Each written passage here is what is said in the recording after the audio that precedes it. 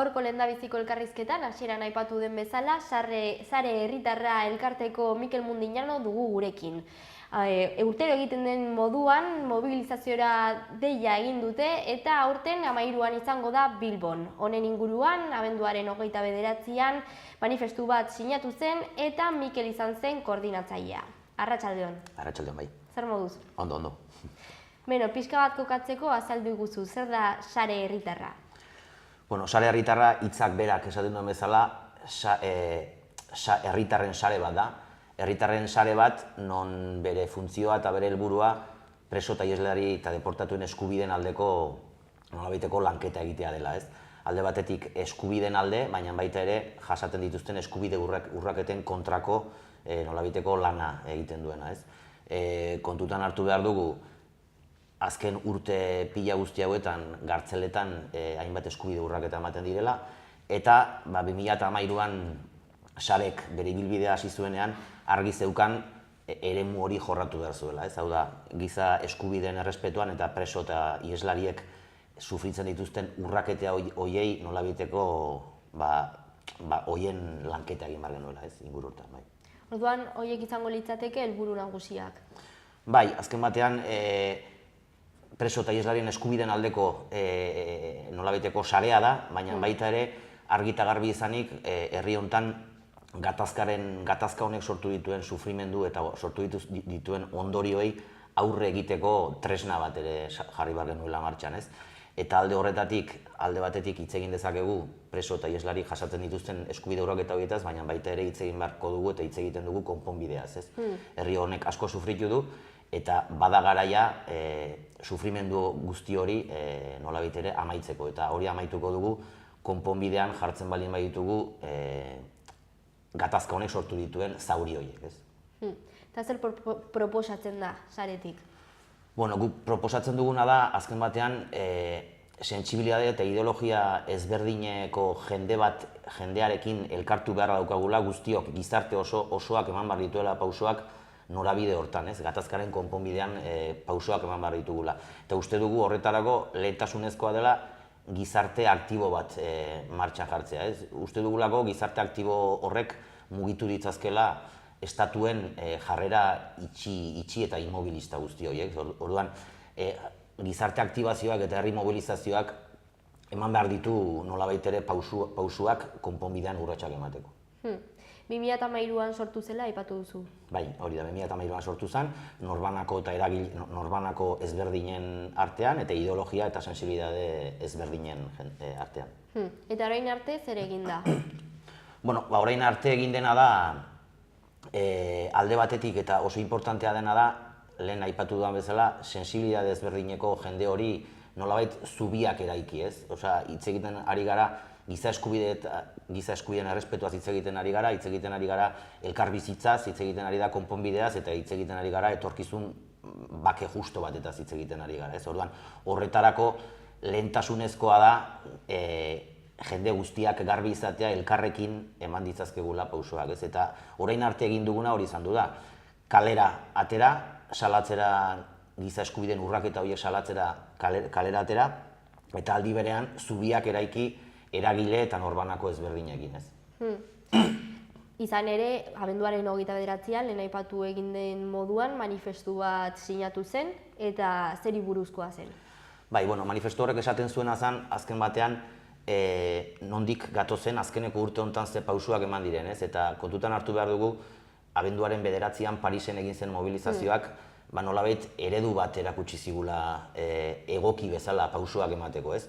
Ipar Euskal Herrian gizarte aktibazio bat eman zen, gizarte aktibazio horrek bideratu edo lortu zituen nolabaiteko urratsak ematea presoen, baita ere hasieran etaren armagabetzean eta ondorenean presoen aferan nolabaiteko urratsak sortu ziren Ipar Euskal Herrian. Esan behar da, Ipar Euskal Herrian nolabaiteko ordezkaritza batek interlokuzio kanal bat edo irekia duela Frantziako estatuarekin, Frantziako ministeritzarekin, eta hor mahai gainean momentuetan daudena dira salbuespenezko neurrien indargabetzea, ez? Badaude eskubide urraketa neurrigabeko batzuk, oraindik aplikatzen direnak estatu frantsesean, estatu espainiarrean bezalaxe, eta horiek indargabetzeko nolabaiteko saiakera bat eta nolabaiteko interlokuzio bat dago Ipar Euskal Herriko ordezkaritza eta Frantziako ministeritzaren artean, ez?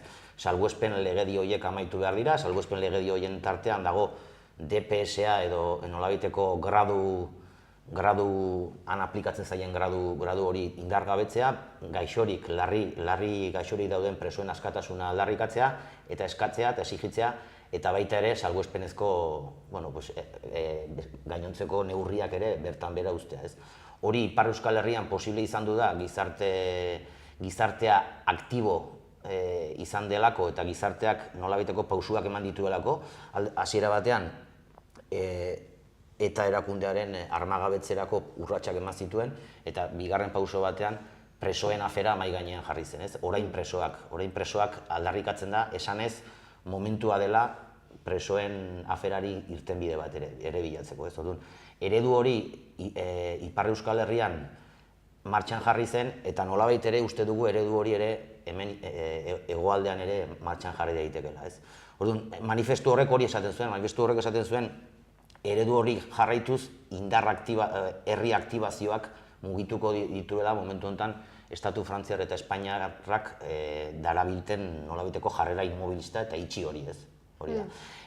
Eta hori lotzen genuen, esanaz, gizartea prest dagoela pausuak emateko. Estatuen itxikeriaren aurrean, norbanakoek eta eragileek Euskal Herrian gizartean badutela nolabaiteko beharra eta aukera pausuak emateko gatazkaren konponbidean azken batean, ez? Bueno, hasteko manifestua babes handia jaso du, ez? Bai, guk nahi genuena zen adieraztea Nafarroako gizarteko jendarteak azken batean eta esparru ezberdinetako jendeak bere atxikimendua ematen ziotela manifestu horri, ez? Manifestu horrek esaten zuenagatik azken batean. Eta saiatu ginena izan duzan Nafarroako jendartearen esparru ezberdinetako jendea ekartzen manifestu horretara, ez? Eta bai, 110 norbanakok sinatu zuten manifestu hori, kirol aldetik, kirol munduko jendeak, kultur munduko jendeak, sindikalistak, politikariak, abokatuak, azken batean saiatu ginen isladatzen gizartearen esparru guzti horiek eta saiatu ginen azan jende horrek ere nolabait baduela prestutasun bat pausuak emateko gatazka honen konponbidean, ez? Azkenean, lortu nahi dena manifestu honekin da, aldaketa lortzea, ez? Zabaltzea eta... Bai, helburua da adieraztea Euskal gizartea prest dagoela pausuak emateko. Eta manifestu horrek esaten duena da momentu hau konponbidearen garaia dela. Gu nahi baldin baditugu pausuak eta aurrera pausuak eman, nahi baldin badugu elkarbizitza, nahi baldin badugu giza eskubideen errespetuan, eta nahi baldin badugu benetako etorkizun oparo baten alde lan egin, ezin direla egon itxirik, ezin direla zabalik egon oraindik ditugun zauriak, ez? Eta hor badaude gatazka honek sortu dituen zauriak eta sortu dituen ondorioak oraindik itxi gabe daude. Hitz egin dezakegu elkarbizitzaz, baina elkarbizitzan pausuak emateko beharrezkoa izango da zauri horiek behin betirako ixtea. Hau aurre pausu handia izan da eta Parisekoa ere izan zen, baina oraindik egin beharrak gelditzen aldira? Bai, asko egia esan. Bai, kontua da, orain nola kanalizatzen dugun baita ere indar guzti hori eta nola bideratzen ditugun indar guzti hori pausuak emateko, ez? Bidea oraindik luzea da, oraindik gatazkaren ondorioak konpondu gabe daudelako, eta bidea luzea da baita ere, momentu honetan baita ere, estatuen aldetik jarrera itxi hori ere mantentzen delako, ez? Hala ere uste dugu, lehen errepikatu nahi zen bezala, gizarte aktibazioak mugitu behar dituela hemen gauzak, ez? Orduan, hor badugu zeregina, eta gure zeregina izan beharko da, zubiak eraiki, jende sensibilidade eta ideologia ezberdinetako jendearekin zubiak eraiki, eta nolabait herri aktibazioa eta herri mobilizazioa bihurtu tresna hemen pausuak emateko, ez? Honekin, honen arira, 13an ere mobilizaziora ditu duzue Bilbonez, urtero egiten den moduan, zer egingo da? Bai, aurten 13ko mobilizazioarekin, urtero egiten den mobilizazioa da, egia da, jendeak askotan inflexio puntu bezala hartzen duela baita ere urtarrileko ekimen hori, Baina, bueno, aurtengo planteamendua da, egun osoko egitaro bat planteatzen da, eta lema, pues argi lehen aipatu dugun bezala, ez, pres gaude, elkarrekin aurrera pausoak emateko pres gaude, eta giza eskubidea, konponbidea eta bakea, ez. Azken batean, hori da daukagun leloa, jakinik, urratsak eman behar dituguela norabide hortan, ez. Orduan, egun hortan Bilbon, egun osoko mobilizazioa planteatu da, goizetik egongo dira kale animazioa eta ekimen ezberdinak, motxilaren umearen inguruan ere porro txpailazoa egonen da, gero kontzertuak egongo dira, eta gero momentu puntualena edo urtero bezala manifestazio hori izango, ez? Manifestazioa arratsaldeko 5:00 aterako da La Casillatik, eta espero dugu urtero bezala, jende asko joatea, Bilboko kaleak betetzea, gatazkaren konponbideran alde, eta presoak etxeratzeko aldarrikapen horren alde. Beti erantzuna oso positiboa izan da.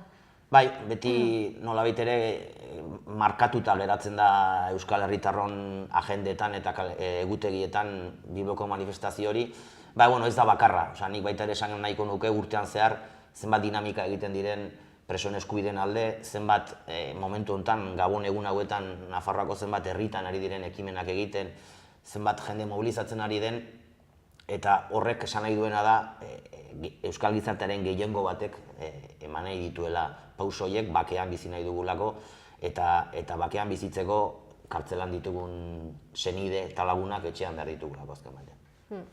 Azkenean hori ikusita ere, Parisena ikusita manifestuaren babesa eta bar, ematen du oso gizarteko talde handiak eztabaidatu nahi duela. Hori ikusita nola ikusten duzu etorkizuna? Nik uste dudana da, saiakerak jarraitu behar duela aurrera, hau da, jendearen gana joan egin behar gara, hori kostatu egiten da azken batean, ez?